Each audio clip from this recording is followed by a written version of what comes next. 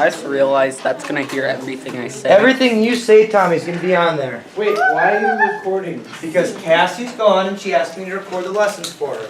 How do I And now I have a YouTube channel Hi, that you guys Cassie. can all subscribe to and watch all my videos. How I about put there. no? Plug your channel on the board. Plug Maybe it. tomorrow. Why is there 2 lines? Sketch the graphs. Please, sketch them. I have an Yes. error. Yes, I am. I'm getting an error. Well, then you did it wrong, Tommy. How can I do that All wrong? I got was this. Yeah. It's fine. Mr. Eldridge, Yeah. all I got Okay, was this. so load it up. It's loading. There you go. And then it errors out. And then I try and look at the table and it just Oh, yours is the same as mine, right? Oh, yours is weird. I don't know. So, I don't know why yours does that. Look on with Ethan on mine. Do I have to reset my calculator? He might have This is to. what I got. Well, you need to change your window, What does Joe. it do? fix mine. Negative 10 to 10. It is negative 10. I was. Nothing showed up. What is negative 10? I'm gonna reset my What's the calculator. Y minimum and Y That's maximum? all I want. What's the Y minimum and Y Negative maximum? 10 to 10. As well as X minimum and max minimum? Yes. Hey, what should I set my window to once I set Negative it? 10 to 10. That was a graphic now? Just sketch them, please. What? Well, I don't know which one is which, though. These are ugly. Oh. I think your window's almost done. Are you okay? Yeah, you have one minimum of negative 2,000. Yeah, I did. Me too. And one maximum of 4,596. I don't know which line is which. Yeah, and I agree with that. Then delete the line. Delete the one before you enter another one.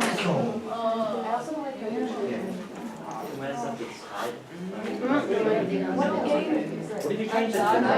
I did! You saw I put it in August, so. You probably. Alright, I'm gonna give you guys one other. nothing showing up. Oh, sorry. Gonzaga's a 4C. I fucking know. Alright, guys, I am gonna give you another 30 seconds to do it so we can get started. Lesson is a little long today, so I wanna make sure we get to the test.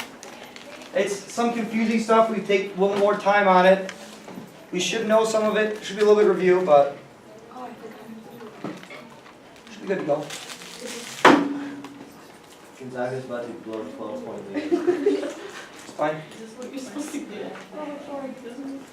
I have them losing to OSU anyway. OSU. Alright, ready to go? Yes. Alright, so let's look at these. And let's talk about them a little bit. The third one's. The first one, you guys are like, should it look like this? Yes, it should. Right? Why does it look like that though? Magic. Because what? It wants to. Not a good answer. That's perfect answer. Why don't you do Dora style and talk to the camera? Why don't you answer the question? Oh! Alright, guys, why does the graph look like that? Why do you think it does? That's what the equation said. That's what the equation does. What about the equation? What do you notice about it? Am I in It's a camera? square root. What do we know about square roots or radicals?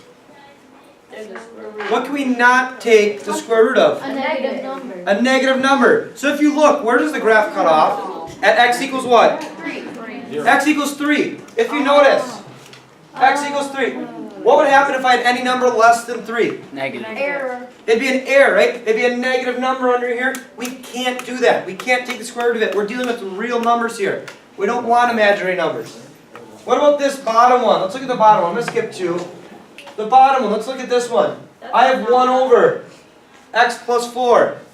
Why does the graph look like that one does? It can't be negative 4. Why can't it be negative 4, Kaylee? Because negative 4 plus 4 is 0. Because negative 4 plus 4 is 0, and we know a denominator cannot equal 0. It makes it undefined.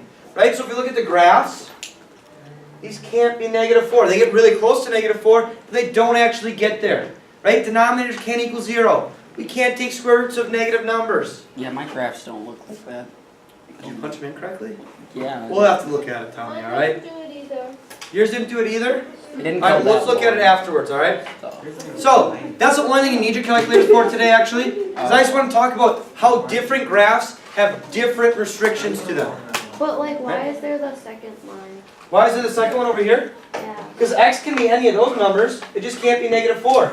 Well then, I didn't get both of those on my graph. We'll look at it. Alright?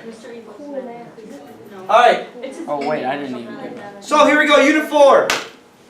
Composite functions. We're going to do operations with functions. We're going to do composite functions. We're going to talk about domain. Right? You guys have talked about the domain before. What is domain? All the values that x can equal, right? Range is all the y values. We're not going to care about range right now. We're just going to do domain. So, we're going to talk about domain. We're going to do adding, subtracting, multiplying, dividing functions. And we're going to understand the composition of functions. Alright? So, first things first, operations on functions. What does that mean? That means we're adding, we're subtracting, we're multiplying, we're dividing functions. I don't think this is actually on your paper, so just pay attention. Alright? So we're adding, subtracting, multiplying, dividing different functions together. Now, this is what it looks like. Most often, it's going to be written like the one on the left here. That's f plus g of x. It's not saying times x at the end. It's just telling us f of x plus g of x. So f plus g in respect to x. Right? It's written the same way over here. What are F and G? Who are we looking for? Me? Martine, alright. Thank you. I need one of those. What is it? Is it the library thing? PE waiver. Why aren't I getting one? They've been handing them out all day. There you go. I didn't get one. Well, they're not done yet. Alright, so f and g are just different functions, right? We give them functions. F, function with relation to x. G, function with relation to x, right? They're just different functions. So a lot of times we written like the one on the left, all it means is f of x plus g of x. What are F and G? They're functions, I just said that. I just explained it, didn't I? So there's two different functions. There's there letters given to represent the function with respect to x. You'll see in a second. Alright? So, remember guys, when we do these, order of operation matters. Simplifying it matters. We want it simplified as much as possible. Combine all of our like terms. So, lastly, I'm going to say this about 15 times today, maybe not that many. But I'm going to say it a lot today. When we find the domain, you need to find the domain of where you start and where you end. The original function and after you do the operations. Alright, so start and end. In about 15 or 20 minutes when we do an example and you guys don't do that, I'm going to get really upset. So remember that. Start and end when we're looking for domain. Alright? Where is this written? It's not on your notes, Jalen. So I said just pay attention. Now, I believe we're back on the notes, but I could be wrong again. I've been wrong before, not very often. It's on there. So, what is a domain? Domain is essentially all the numbers that can go into a function, or all the x values that you can plug into a function and get a number, get a non-undefined answer. Alright? So, there's two ways we write the domain. The first way is an interval notation, which we should all remember, we did that with inequalities. Right? So interval notation, and the other way is called the real number notation. Now we're going to do it both ways. Right? Real number notation is going to be a little bit easier. We're going to have to do it both ways, interval and real number notation. On the test, it will be that you have to write it in interval notation. Why do you think that is? Because that's new. Well, not because it's new, we've done it before, but that's because that's what they use in pre-calc and in FST when they deal with stuff like this. They use interval notation. So, we're going to use both of them throughout the day-to-day, through the homework, and then when it comes to test time, you're going to have to use interval notation. So make sure you understand that. So, if we said the domain was all real numbers, right? We're dealing with the real number spectrum, or the real number set, except for 2. We would write it like this. Interval notation on the left. We can have numbers from negative infinity to 2. Parenthesis. Why is there a parenthesis around that 2? Because it can't be 2. Because it can't be 2. If it could be 2, what would it be? The bracket. It'd be a bracket. We'd include it with a bracket. But it can't be 2, so we put a parenthesis around it. That U in the middle. Does anyone know what that is? It's a union symbol. So the union, coming together, just bringing things together. So it's bringing these two pieces together. So negative infinity to 2 union 2 to infinity. All we're doing is listing out the actual numbers that x could be. So it could be any number between negative infinity and 2 without being either of those two. And it can be any number between 2 and infinity without being those two. That's interval notation. Real number notation. X is in the real number set. That's not x equals r. Right? We write it as x equals. And it's almost like writing an r, but with two stems. Right? So x equals, we have two stems on our r. That means x is in the real number set. Not x equals r. X is in the real number set. It's telling us which number set we're actually using. So in this case, we're using only real numbers. Alright? So x is in the real number set, and then it lists the restrictions. So x cannot equal 2. That's it for real number notation. That's all you got to do. So we're going to do both ways, but then on the test you have to use interval notation. Alright? Interval notation, real number notation. Alright, so that was at the bottom of that first page. Flip it over, please. The two common restrictions that we're going to deal with domain, are your denominator cannot equal 0. Denominator cannot be 0. And we cannot take the square root of a negative number. So we can't have negatives under the radical, can't have zeros in our denominator. Those are the two restrictions we're going to deal with when we're finding domain. Alright, and lastly, just a little reminder from the last page. When we're finding domain, you need to look at the start and the end. Right? The beginning and the finish. Any questions? Any questions so far? Right, we're on that second page, in case you haven't joined us. Alright, then, let's talk about those first two examples. The first example, f of x equals 2 over x minus 3. We want to find the domain for this. So, I'm looking at my two things, my two common restrictions. Do I have a denominator? Yes, I do. Right? What cannot happen to that denominator? It can't equal 0. So, what's my restriction going to be? I can't equal 3. X can't equal 3. Now, that one's pretty easy to figure out. What if I gave you a tough one? How would you figure out what x can't equal? Solve it by setting it equal to 0. So, set your denominator equal to 0, add 3. So I know x cannot equal 3. Right? Set your denominator equal to 0, then solve it. So x cannot equal 3, right? That's the bad guy. X equals 3 is the bad guy. So, every other number is fine. So our domain is all real numbers except for 3. So if I wrote it in both notation, it's going to look something like this. Right? Interval notation, tell me what values x can actually be. It can be any number between negative infinity and 3. But it can't be either of those two, so they have parentheses. Union. It can be any number between 3 and infinity. But it can't be those two numbers. So we put another parenthesis around it. Real number notation. X is in the real number set, comma, x cannot equal 3. Those are the two different ways we're going to write it. Interval and real number. Yes, Jalen? Why can't x be infinity? X can be infinity. Well, it can't be infinity. Why can't it be infinity? Because infinity is not actually a number, right? It's a placeholder. It's telling us it can keep going up and up and up and up and up. There's always one more number that it could be. It's always going higher. Right? That's why we can't put a bracket around it. It can't actually be infinity, because infinity is not a number. So that's why it always gets a parenthesis. Negative infinity, positive infinity, always get parentheses. What's the r? The r is the real number set. Right? It's not technically an r. Right? If you write it as just a capital R, it's going to get marked wrong. It's got to be that x equals the two-stemmed r, right? Two stems on it. That means a real number set. It's telling us what number set we're dealing with. Alright? Any questions on the first one? Alright, the second one's a little bit different. The second one we're going to deal with, f of x equals square root of x plus 5. Do I have denominators? No. No, do I have radicals? Yeah. Yeah, so I need to figure out what's not going to make this negative. I want non-negative values for x. It's the only thing x can be. So what I'm going to do is I'm going to take whatever's inside that radical.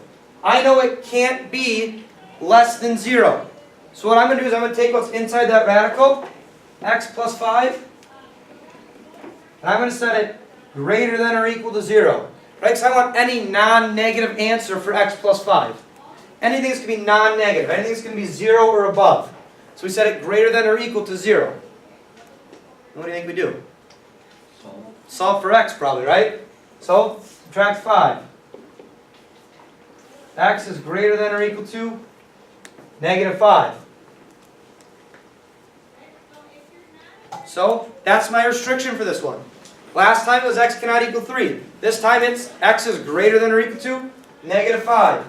So when I go to write my domains, it's going to look a little bit different. Let's start with the real number notation. If we look at it, x is in the real number set, comma, x is greater than or equal to negative 5. That one was easy. That one's just listing the restrictions that I have.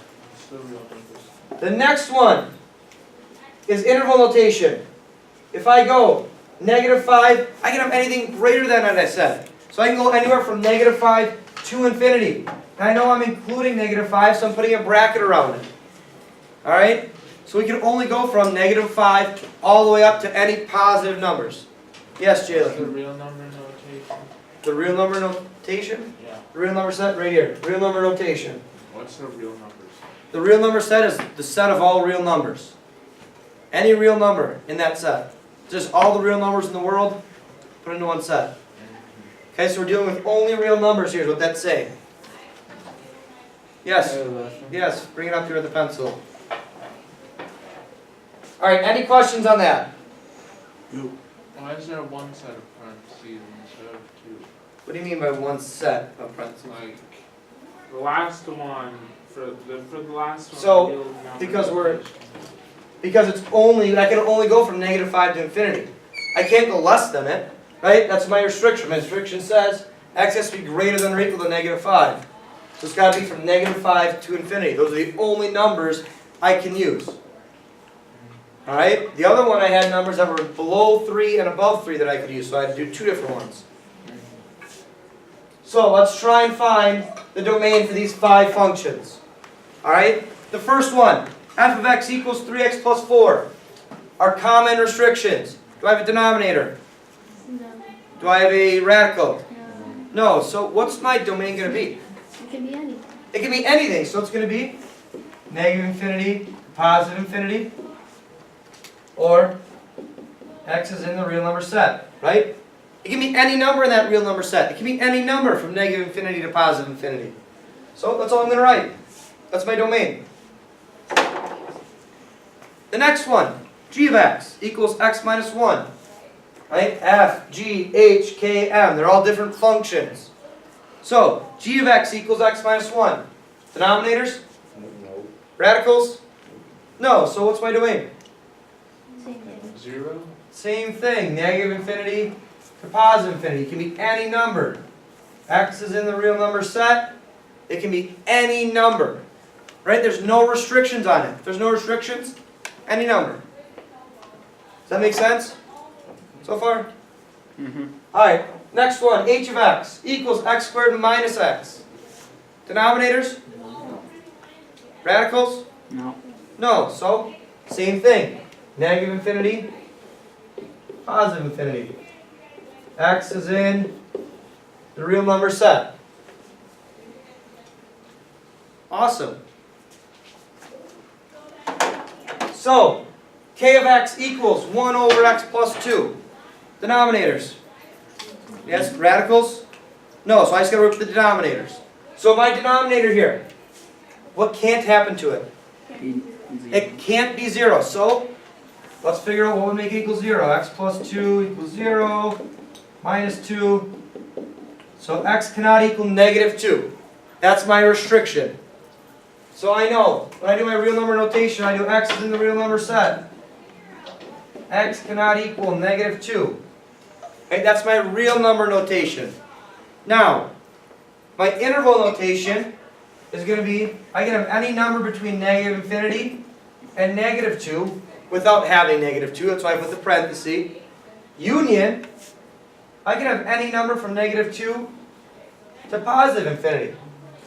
Right? Any of those numbers work as long as they're not -2. Does that make sense? Alright. Any questions so far? Alright. One more domain we gotta find, and then we can start doing some more fun stuff.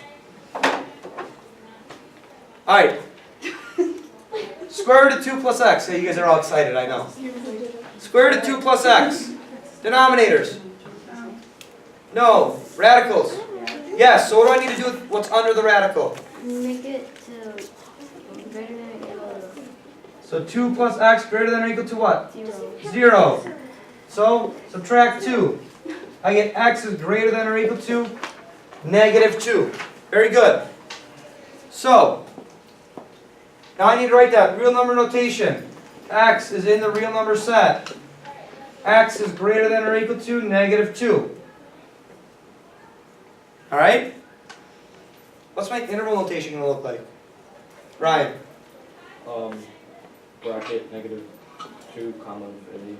Bracket -2 comma infinity. Perfect. Right? We're including -2 and any number bigger than it.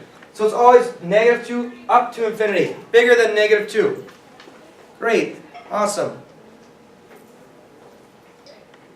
Remember, with interval notation, the smallest number always goes on the left. Right? Interval notation, smallest number is always on the left. Any questions? Alright, we have 6 more problems to do. Jalen, you have a What's question? with plus x70? Where? It says 2 plus x70. Wait, never mind. I misread that. Oh, I'm sorry. greater than or equal to. Alright, so find the domain of each of the above functions. So we're using those 5 functions we found, right? We found those domains. Then find each result on here and the domain of the result. So we're still using the 5 functions we just used. Alright, those 5 functions. So f plus g of x. Right, that can be written if you want as f of x plus g of x. All we're going to do is we're going to plug f of x and g of x in and do the addition. So f of x equal, we said 3x plus 4 plus g of x equal x minus 1. Right? Just sub in f of x and g of x. Yes, Eileen? Can I go to the bathroom? Yes, bring it up here with a pen or a pencil, please. I don't have one up here. So just do the addition. Get rid of the parentheses. There you go.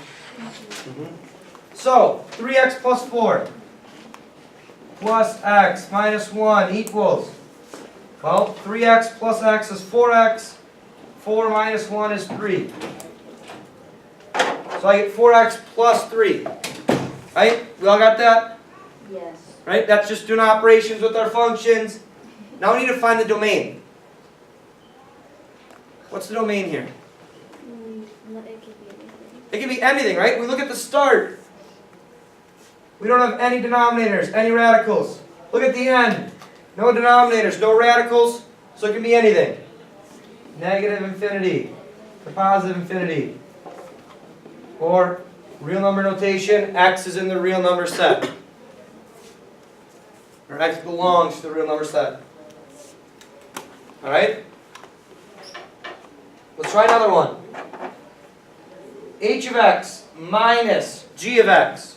So h of x is equal to x squared minus x minus g of x is equal to x minus 1. Now be careful here. That subtraction sign gets distributed to both pieces. So I get x squared minus x minus negative 1, which becomes +1. plus 1. So, combine my like terms, I get x squared minus 2x plus 1. So, that's my answer for doing my operation. I still need to find my domain. So I look at the start. Do h of x or g of x, do they have any sort of restrictions? Where I started, do they have any restrictions? No.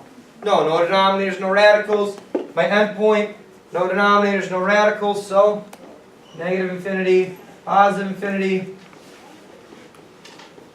X is in the real number set. Alright? Any questions? Alright, let's keep going. 4 more. K of x times m of x. So k of x is equal to 1 over x plus 2 times m of x, which is square root of 2 plus x.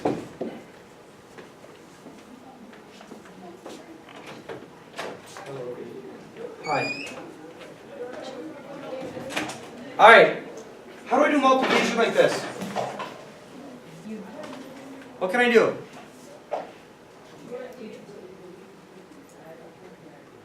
No one knows? How do I multiply this? Someone help me. I'm lost, I don't know how. You have a teacher. If you don't know, then why are you teaching this class? I do know, Jalen, but I want you guys to tell me. So I'm going to sit here and wait. Well, we don't know. What do you This think? isn't a Dora the Explorer episode. We're not going to distribute. How do I, Martine? Put square root of 2 plus x over 1. Put square root of 2 plus x over 1. Right? We're going to multiply a fraction by a fraction. So, multiply the tops. 1 times square root of 2 plus x is square root of 2 plus x. Over x plus 2 times 1 is x plus 2. Can I simplify that at all? No. So that's my answer. Now, I'm not done. I got to find the domain. It asked me to find the domain. So I'm going to go back to the start to begin with. We'll look here. Do I have any denominators? Yes. Yeah. I have one right here that's going to cause us a little problem. So what's my restriction going to be for that one? -2. What about -2? It can't be -2. X cannot equal -2. Alright? Do I have any radicals at the start? Which one? This one, square root of 2 plus x. So I'm going to take 2 plus x, set it greater than or equal to 0. I'm going to solve for x. X is greater than or equal to -2. Alright, I have 2 restrictions so far. Now I need to go to the end. If I go to the end, do I have a denominator? What is it? X plus 2, right? -2. So x can't equal -2 again. Do I need to put that again, you think? No, it's fine. I already have it right here. What about my radical, 2 plus x? It's going to come out to the same thing. It's still going to be x is greater than or equal to -2. I don't need to list it again. Right? I have them both listed already. So I'm going to look at them though. I want to take a look. X greater than or equal to -2. X cannot equal -2. Yes, Ryan? X is greater than -2. X is greater than -2. Why is that? Why does it just turn into, why does it turn into x is greater than -2? Sarah? Because x can't equal -2. Because x cannot equal -2, right? We have to satisfy both of our restrictions at the same time. So the first one says it can be greater than or equal to -2, but that second one says no, it can't be equal to -2. So it just turns into x is greater than -2. It's got to be able to satisfy both of our restrictions. But that doesn't satisfy both of them because x I'm not. isn't equal Okay, to -2. so give me a number for x that doesn't satisfy both of those. That fits in here. -5? -5. Is -5 greater than or equal to -2? No. Okay, so is -5 greater than -2? No. So it doesn't satisfy that one either. Okay. So what's a number that fits in here that doesn't satisfy both of those? Right? That's what we're saying is this satisfies both of these no matter what number you plug in for x that makes that true. Right? Just because it says it's greater than or equal to -2 doesn't mean that's true. Because our second restriction says no, it can't equal that. So it turns into x is greater than -2. So when I go to write my domain, I get x is in the real number set. And x is greater than -2. What's my interval notation going to look like for that one? Parenthesis, -2 to infinity, parenthesis. Right? We use parentheses for both of them because it can't be -2. And infinity is just a placeholder, so it can't be infinity. Alright? So there are times where we're going to have multiple restrictions and we got to look at them and say, I can condense that down to one by satisfying both of them here. All right? Any questions? No. All right. Then we have 3 more problems. That was 2, 3. All right. Let's look at the next one. F times g of x.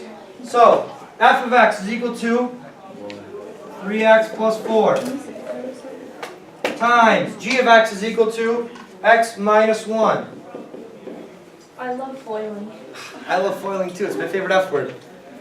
That's good. So, foil it. 3x squared minus 3x plus 4x minus 4. And then simplify your like terms. Simplify your x's. I get 3x squared plus x minus 4. And I need to look to find my domain.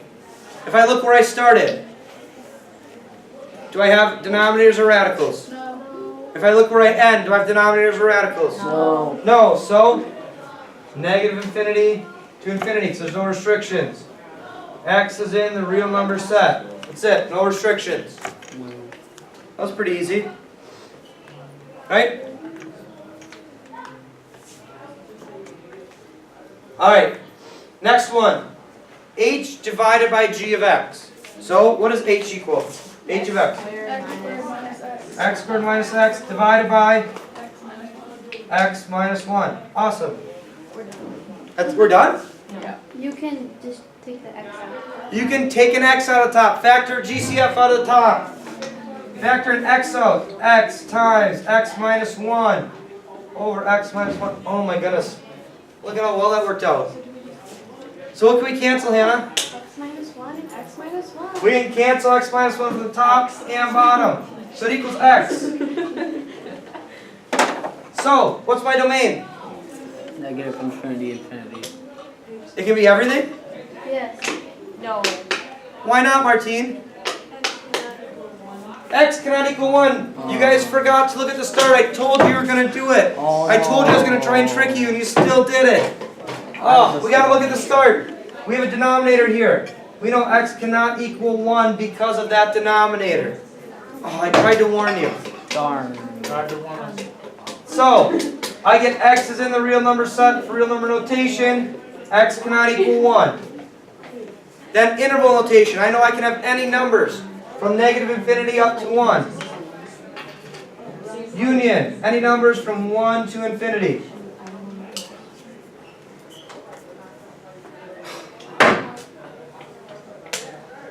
Try to tell you guys. It's going to happen. Alright. Any questions on it? Start and end.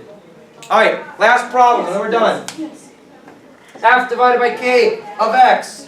So, f is 3x plus 4, right? Divided by 1 over x plus 2.